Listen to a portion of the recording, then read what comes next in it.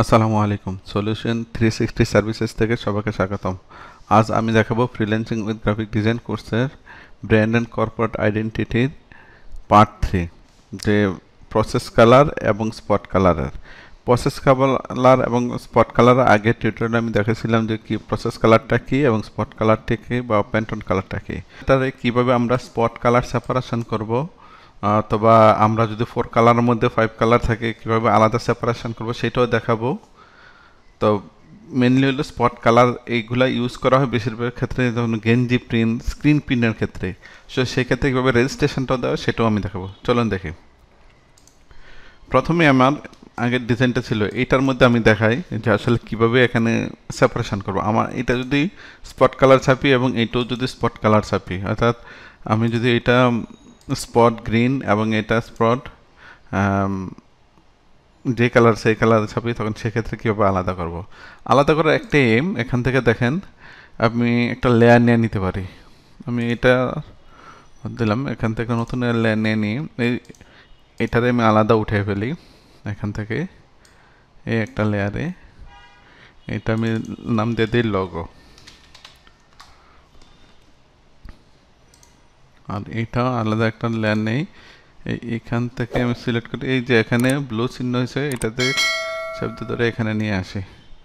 নিয়ে আসলে এটা হয়ে গেল 1430, দেন আলাদা হয়ে গেছে। যেমন এটা যদি উঠে দিই, এটা বাদ এটা বাদ, এভাবে আলাদা করা যাবে। আউটপুটের ক্ষেত্রে কিন্তু এভাবে আলাদা করে দেওয়া যায়। তো এটার আমরা স্পট কালারটা কীভাবে দিছি, কীভাবে করছি, সেটা কিন্তু আমি আগের টিউটোরিয়াল দেখেছি। তাই আমি এটাতে এই জিনিসটা দেখালাম না, শুধু এটা লেয়ার আলাদা করার এটা আমি দেখাইলাম।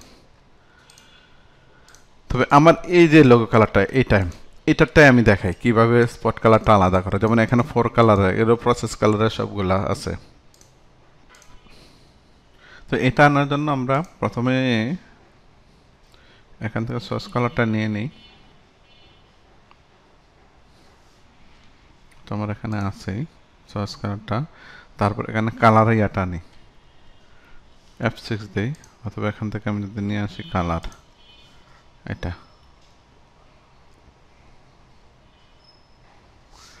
এখান থেকে ধরেন আমার এটা 4 কালার আছে। প্রত্যেকটা যদি আমি ধরি আলাদা আলাদা কিন্তু 4 কালার, দেখেন এখানে 4 কালার।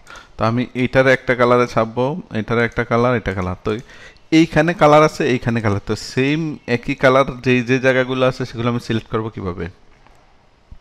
ধরে আমি এখান থেকে এটা ধরলাম, সিলেক্ট করলাম, select same fill and stroke, দেখেন যতগুলো আছে এটা সিলেক্ট হয়ে গেল। তা আমি এখানে একটা কালার বানাই,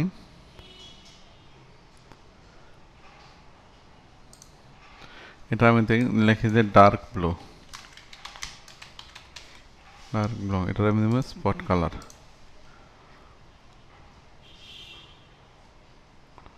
দিলাম এবং এটা এখানে ক্লিক করে নিলাম, আমার এটা হয়ে গেল।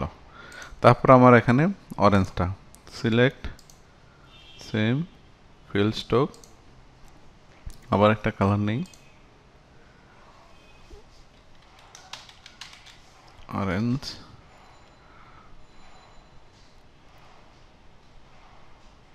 Spot colour.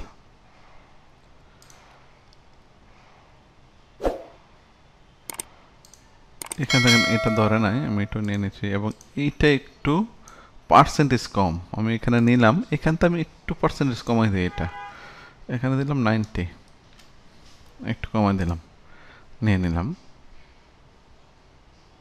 তারপরে আমি sign colour, fill stroke, fill stroke দুইটা দেওয়া যায় যদি ফিল এবং স্ট্রোক থাকে। আমি শুধু ফিলও নিতে পারি, যেমন ফিল কালার।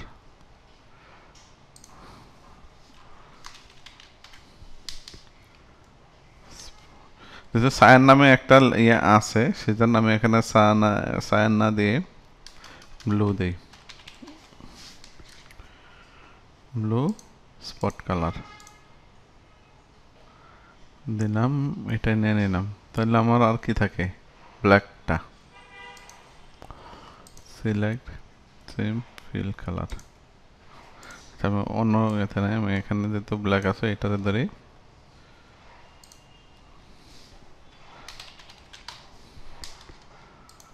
স্পট।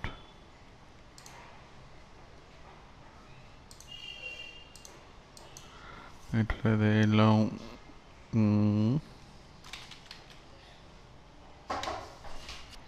দেখেন আমার এখানে 1 2 3 4টা স্পট কালার হয়েছে। এখানে দেখেন 4 কালারের পরে 1 2 3 4টা আছে।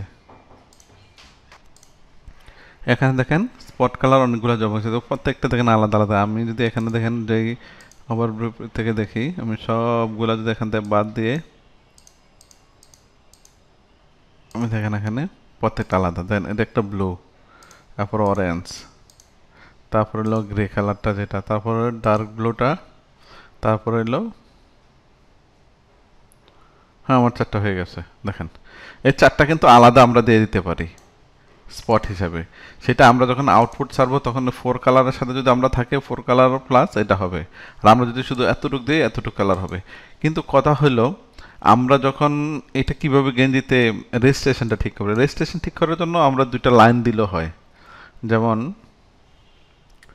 আমি এখান থেকে পার্ট টুল থেকে এখানে একটা লাইন দিলাম, এটারে আমি এখান থেকে দিয়ে দিলাম।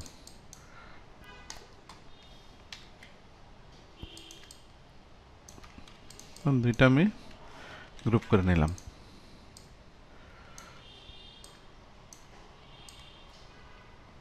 মানে এইগুলা রেজিস্ট্রেশন ধরে করতে পারবো। এখন ধরেন আমি যদি দেখি, দেখেন আমার গ্রে কালারের মধ্যে আছে কিন্তু অরেঞ্জ কালারের মধ্যে নাই, ব্লু কালারের মধ্যে নাই, ডার্ক ব্লু কালারের মধ্যেও নাই।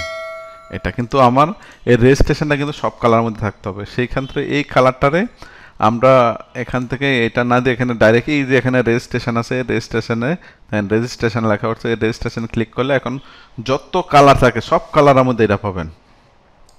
এটা আমি আর একটা এদিকে দিলাম, একটা এদিকে দিলাম, আর একটা আমি